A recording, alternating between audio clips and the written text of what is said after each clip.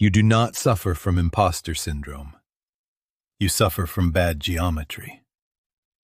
We have been lied to about the fundamental relationship between the mind and the body, tricked into believing that thought dictates form, when in reality, the spine is the sovereign ruler of your emotional landscape. The entire self-help industry operates on a lie. The insistence that you must first feel confident, think successful, and then the body will follow. This is backward, dangerous, and scientifically illiterate. The truth is far colder. Your mind is simply the internal monologue of your endocrine system, and your posture is the signal that sets the chemical dials. This is the hidden tyranny of postural feedback, a mechanism so ancient and brutal it renders most modern psychological therapy utterly irrelevant. When you round your shoulders, when your head hangs heavy, when your chest collapses inward, you are not merely tired or comfortable. You are broadcasting a signal of profound, evolutionary defeat. Your body interprets this physical contraction as an immediate environmental threat, not necessarily external, but a loss of status. A primal, unmistakable indication that you are the subordinate, the target, the one who must conserve energy and avoid conflict. And your brain, ever the obedient servant to the flesh, immediately floods your system with the appropriate cocktail. That cocktail is cortisol, the hormone of subservience, fear, and chronic stress. We chase feelings of power, but power is not a feeling. It is a biochemical state enforced by physical architecture. When you intentionally, or accidentally, adopt an expansive, upright posture, taking up space, chin slightly elevated, shoulders back, you are performing dominance. This isn't vanity, it's survival programming. The body releases the chemical signature of success, a spike in testosterone, the neurochemical associated with risk-taking, decisive action, and confidence, while simultaneously crashing the cortisol levels. The immediate consequence is not just a temporary mood boost, but a profound shift in cognitive processing. When cortisol is low, you are capable of long-term planning, social engagement, and complex problem-solving. When cortisol is high, you are only capable of reflexive defense and freezing. Your mental capacity is literally dependent on the alignment of your bones. The implications are terrifying because they reverse causality. You do not slouch because you feel low status. You feel low status because you slouch. You have inadvertently initiated a chemical feedback loop that suppresses your potential, all through a seemingly benign physical habit. The moment you fold yourself inward, the brain says, "Understood. Threat level high. Stop competing." This isn't metaphor. It's the cold biomechanics of being human. If you are tired of the shallow, motivational answers that tell you to simply manifest confidence or visualize success, and you want to understand the dark, physical laws that truly rule your potential, then hit the subscribe button now. We are tracing the deep wires that connect your spine to your destiny. Consider the evolutionary brilliance and cruelty of this system. In the hierarchy of any primate group, and we are primates, however well-dressed, status is a physical display. The dominant animal is always larger, more expansive, and takes up more physical real estate. The subordinate animal minimizes itself, making its profile smaller, avoiding eye contact, literally attempting to disappear. We internalized this protocol millions of years ago, and we have never updated the operating system. Your brain does not know you are sitting at a desk scrolling through Instagram. It only knows you are performing the posture of the defeated, and it adjusts your biochemistry to match the performance. This is the psychological paradox of the modern condition. We spend all day performing submission for screens and chairs, and then wonder why we lack the hormonal courage to face the world when we finally stand up. The sheer time investment in collapse, the hours spent hunched over phones, leaning into soft furniture, adopting the shape of a question mark, trains the endocrine system to exist in a perpetual state of low-grade chemical surrender. When a genuine challenge arises, your body doesn't need to be informed of the danger. It is already primed for retreat. You are pre-defeated by your own slouch. We must recognize that there is no psychological fix for a biomechanical problem. You can meditate for a decade, journal every morning, and recite affirmations until your voice cracks. But if you continue to tell your brain, through the signal of your collapsed chest, that you are under siege and unworthy of space, the cortisol will flow and the testosterone will plummet. The key to accessing profound, unshakable confidence is not belief, but brute physical honesty. You must embody the status you wish to possess before the mind has a chance to generate doubt. The chemical reward for maintaining an upright, expansive posture becomes the fuel for the next action, initiating a virtuous feedback loop that is just as powerful, and far more difficult to break, than the negative one we unintentionally initiate every time we collapse inward. The war for your attention, your competence, and your internal chemical environment is fought every moment along the line of your spine. The most tragic dimension of this architectural surrender is that it is often a deliberate, albeit unconscious, self-imposed psychological camouflage. We collapse because visibility is dangerous. To stand upright, to maintain an expansive, open posture, is to accept the spotlight, to declare status, and therefore to invite scrutiny, challenge, and judgment. We are terrified of being perceived as trying too hard, or worse, trying hard and failing. So, the slouch becomes a preventative measure, a guaranteed alibi. If I fail, it is not because I lacked competence or courage. It is because I was merely resting, chilling, or otherwise operating at half-mast. The collapsed posture provides the perfect cognitive loophole. The minimal effort required to maintain it offers maximum ego protection. We sacrifice the possibility of true, earned success simply to avoid the sting of visible, fully committed failure. This constant negotiation between desired ambition and guaranteed safety is where the modern mind truly begins to fray, stuck perpetually in the purgatory of uncommitted potential. If you find these patterns hitting too close to home, if the truth of these subtle self-betrayals is something you refuse to ignore, then you owe it to your future self to subscribe now and ensure you never miss the deep, uncomfortable analysis that actually changes behavior. Because the greatest tragedy is not the failure itself, but the success we sabotage preemptively, hiding our potential under the false flag of relaxation. We must understand that true confidence is the willingness to be seen attempting something difficult, regardless of the outcome. The world rewards congruence. It rewards the person whose internal map matches their external performance. But the vast majority of people are living in a profound chemical and behavioral disconnect. They are verbally asserting ambition, while their bodies are screaming retreat. They are demanding respect, while their slumped shoulders are transmitting submission.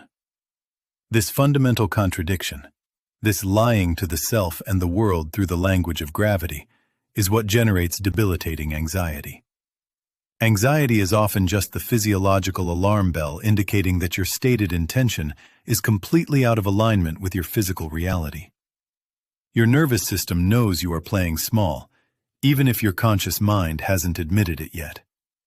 The perpetual state of low-grade chemical surrender induced by poor posture forces the ego to scramble for other sources of validation, often leading us into the pathologies of modern attention-seeking. If you cannot embody competence, you will chase recognition. If you cannot feel worthy standing still, you will seek endless external movement. The tyranny of the immediate notification, the compulsion to constantly check the phone, the frantic need for external stimulation, these are desperate bids to fill the void left by a body that feels fundamentally insecure and chemically depleted. We are trading the slow, reliable chemical satisfaction of honest physiological expansion for the cheap, erratic dopamine hits of digital validation. The two behaviors are functionally identical. Both are avoidance strategies. One avoids the challenge of visibility. The other avoids the silence of introspection. Both guarantee a permanent state of psychological homelessness, where you are perpetually seeking comfort outside the only structure that truly matters: your own frame. Your internal narrative about your worth is merely the commentary track layered over the physical drama of whether you are claiming space or relinquishing it. The moment you decide that your physical presence is non-negotiable, that you deserve the space you occupy, the narrative changes automatically. You do not need affirmations to feel worthy. You simply need to stop performing unworthiness. This is the critical pivot point, the realization that the primary performance we engage in is the physical one. We spend years refining verbal arguments and intellectual defenses, failing to notice that the jury has already returned its verdict based entirely on the opening statement of our silhouette.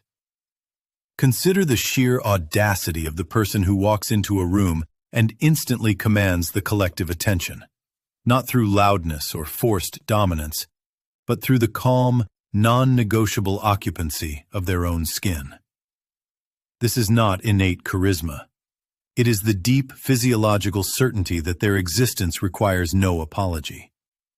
They are not merely standing, they are owning the vertical dimension. If this idea, that your physical architecture determines your mental fate, and that you are currently missing the most crucial leverage point for psychological transformation, feels uncomfortable or necessary, it means you are bumping up against a genuine truth the system doesn't want you to see. Hit that subscribe button right now, because we are only digging deeper into the architecture of self-deception, and you cannot afford to miss the next layer. To understand the profound political gravity of posture, you must observe where this embodied surrender is most brutally exploited: the negotiation table. Forget the spreadsheets and the market data for a moment, and zoom in solely on the chemistry of the interaction. We are all familiar with the archetype of the ambitious junior executive trying to squeeze out a raise or a better contract. They have rehearsed their data points. They have analyzed their performance reviews. Yet they consistently walk away having accepted a concession they didn't want. Why? Because the seasoned, high-status counterpart, the one who holds the power, doesn't listen to the words first. They watch the body. The junior executive approaches the meeting hunched slightly, shoulders internally rotated, leaning forward excessively. This body language is a primal, pre-verbal plea. It screams, "I am consuming minimal space. I am reaching out because I feel deficient. I need what you possess." The high-status negotiator, conversely, leans back, their torso open, hands often clasped loosely or resting lightly on the table, indicating a profound lack of hurry and an abundance of resources. They are not chasing anything. The junior executive is communicating scarcity. The senior executive is communicating settled territory. The actual negotiation begins the moment the junior person walks in and physically accepts a smaller slice of the oxygen in the room. Their slumped form is already whispering the key phrase, "I will take less than I deserve." The high-status person is not consciously interpreting this as weakness. They are unconsciously receiving the chemical signal of submission, which triggers a corresponding psychological response to demand a lower price. This is why the advice to "fake it till you make it" is fundamentally flawed when applied only to attitude. You must physically become it. The mind is a spectacular liar, but the musculoskeletal system is relentlessly honest. It logs every perceived threat, every act of avoidance, and every moment of self-betrayal in the language of connective tissue. This physiological record explains why trauma is not merely a memory, but an enduring physical organization. When we experience severe emotional or physical threat, the body instinctively coils, minimizing its surface area in a defensive crouch. This is useful for survival in the moment. The tragedy is that decades later, long after the threat has passed, we continue to live in the coiled state, convinced we are merely dealing with bad back pain or chronic fatigue. We are walking around with the emergency brake of past fear still engaged, broadcasting a signal of perpetual alarm. This chronic tension then becomes the default foundation upon which all future thoughts and feelings are built. Trying to think positive thoughts while your diaphragm is locked rigid and your shoulders are guarding your neck is like trying to pilot a jet while sitting inside a concrete bunker. The disconnect is so jarring, the conflict so constant, that it generates the background static of generalized anxiety that defines modern existence. We mistake the symptom for the cause. We try to medicate the anxiety or talk ourselves out of the fear, when the actual solution might be profoundly simple, yet brutally difficult. A physical reorganization of the self. This requires confronting the discomfort of expansion. We have become so habituated to collapsing that standing tall feels like an overreaction, a transgression against the social contract of humility. To claim space feels arrogant only to the person who believes they are undeserving of it. But the moment you deliberately reclaim the verticality you were born with, you are not engaging in a psychological trick. You are correcting an existential error. You are telling your nervous system, through the medium of bone and muscle, that the threat has passed, the emergency is over, and the resources are abundant. The psychological architecture then rapidly follows the physical command. The courage is not in the speech you deliver, but in the spine you maintain while delivering it. The great societal lie we are sold is that the path to psychological freedom is paved with relentless, agonizing introspection. We are drowning in self-help and therapeutic literature that insists we must excavate every memory, name every wound, and spend years talking the trauma into submission. This is often intellectual fatigue masquerading as transformation. We mistake endless analysis for actual change, believing that if we just analyze the mechanism of the cage, the bars will somehow dissolve. The brain is the greatest storyteller and rationalizer in the universe. It will gladly provide 50 complex reasons for your anxiety, all of them true on a conceptual level, yet utterly useless for physical liberation. You can intellectually understand that your father was absent, that your childhood was chaotic, but that understanding rarely unclenches your jaw or drops your hypervigilant shoulders. The wisdom we seek is not stored in a linguistic database. It is stored in the fascia, in the tightness of the hip flexors, and in the guarded tilt of the head. The core problem is that talking, while necessary for initial recognition, rarely changes the physiological organization of fear. We have become obsessed with emotional exhibitionism, the constant performance of vulnerability, believing that if we just share our wounds widely enough, the social acknowledgement will somehow heal the physiological debt. This is profoundly misguided. We are encouraged to break down, to cry, to confess, and then we are left standing in the rubble, feeling lighter for a moment, but structurally unchanged, ready to collapse again when the next wind blows. If you find this level of structural deconstruction valuable, and you're tired of the surface-level noise that passes for insight in the modern media landscape, consider subscribing now. We are building the antidote to motivational platitudes, one deep, unpopular essay at a time. The real work is structural, not sentimental. If you seek radical peace, you must stop prioritizing momentary feelings above the enduring integrity of your form. Society encourages us to chase the quick fix of emotional catharsis, but ignores the slow, difficult process of establishing an unshakable inner architecture. The truly stable person is not the one who successfully processes every slight immediately. It is the one whose physical and mental foundation is so robust, so clearly defined, that the slight cannot penetrate deeply enough to matter. They are literally structured to repel damage, their coherence acting as a natural shield. When we speak of resilience, we should be speaking less of emotional bounce back and more of structural integrity.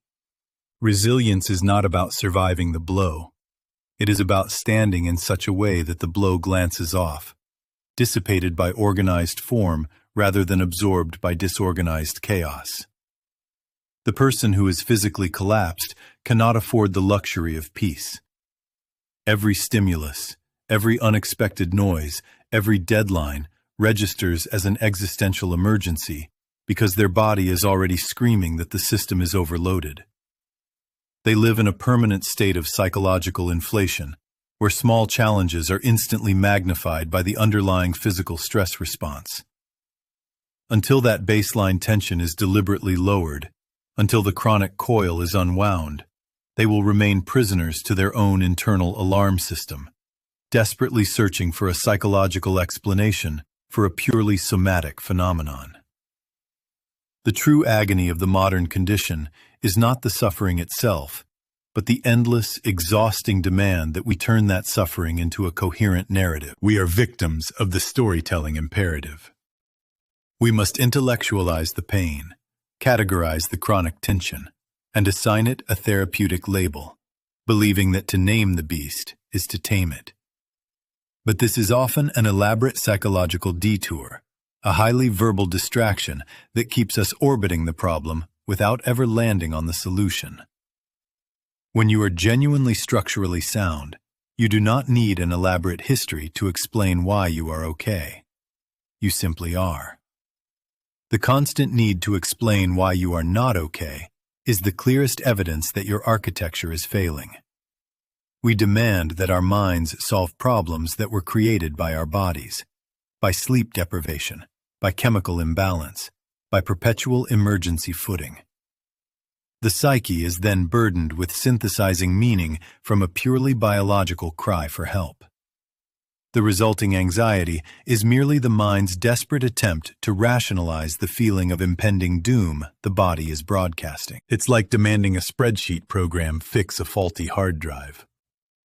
The mind, being the supreme pattern recognition engine, dutifully invents 1,000 reasons for the terror, creating ghost enemies and fictional threats because it cannot accept the simpler, harsher truth. The wiring itself is frayed.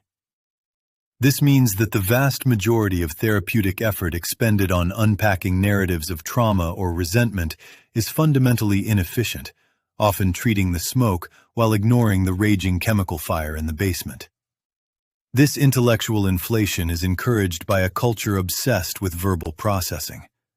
We confuse articulation with resolution, believing that if we can just talk about the problem enough, the structure will magically repair itself. But the foundation of the house does not care about your heartfelt monologue. It only cares about physics and load-bearing capacity. The reason people suffer so acutely from chronic stress, from generalized anxiety that seemingly has no trigger, is precisely because they have outsourced their internal coherence to external psychological tools. They have surrendered their sovereignty to their reactive nervous system, mistakenly elevating the symptom, the panic, the exhaustion, the dread, to the status of the cause. We are biologically predisposed to seek safety, yet we actively design lives that require perpetual vigilance, sacrificing the deep, regenerative states necessary for structural upkeep. The suffering arises from this cognitive dissonance. The mind insists everything is under control, while the body is screaming that the fortress walls are breached. Furthermore, society rewards high-stress performance and equates perpetual business with moral worth, ensuring that the necessary withdrawal required for deep structural maintenance is perpetually framed as a failure, a weakness, or a luxury only the rich can afford. This psychological persecution of rest guarantees the perpetuation of the very deficit that causes the anxiety. If you haven't yet, take a moment to subscribe. Our commitment here is to unearth these unpopular truths, to give you the leverage necessary to change the foundational mechanics of your existence, rather than just adjusting the superficial narratives. The person living in structural deficit is operating with zero margin for error. Every unexpected event, a missed flight, a rude email, a bad night's sleep, instantly consumes 100% of their available bandwidth. They are not choosing their reactions. They are executing the only script their exhausted operating system permits: fight, flight, or total shutdown. Their suffering is amplified by the sheer lack of internal space. Coherence grants latitude. Exhaustion demands rigidity. To suffer in this state is to be utterly deterministic, a mere billiard ball knocked about by external forces. They are constantly cycling through micro-traumas because their system is incapable of filtering input effectively. Every new piece of data is treated as high threat, not because the data is threatening, but because the internal system is primed for collapse. This is the mechanism of hyperreactivity. Not poor emotional regulation, but total structural overload. This constant reactivity hollows out the core sense of self, replacing deliberate agency with manic necessity. We confuse this panicked activity for meaning, believing that the velocity of our movement signifies the importance of our life, when in reality, it often just signifies the severity of our underlying structural collapse. We are not pursuing goals. We are desperately fleeing silence and stillness, because silence reveals the rot at the center of the structure. The path to radical peace requires reversing this priority, choosing the slow, deliberate work of strengthening the internal form over the instant gratification of emotional or environmental control. The ultimate verdict is that you cannot negotiate with your nervous system. You must architect it. You must build a machine capable of withstanding the world, rather than trying to psychoanalyze every ripple the world sends your way. The great philosophical error of the modern age is believing that liberation is achieved through maximizing external choice, when in reality, true freedom is found in minimizing internal necessity. The person who has architected their structure is not immune to pain, but they are immune to being defined by it. They possess the sovereign capacity to hold the pain, analyze the data, and still choose a response that serves their higher purpose, rather than defaulting to the ancestral wiring of panic and defense. This is the difference between a life lived in reaction to the tide and a life lived on a stable, deliberately engineered platform. If you continue to prioritize instantaneous emotional relief over foundational structural integrity, you will spend your entire life as a perpetual hostage to chance. You will be forever chasing a momentary chemical stabilization provided by external stimuli, a drug, a relationship, a new distraction, only to collapse back into the structural deficit when the stimulus fades.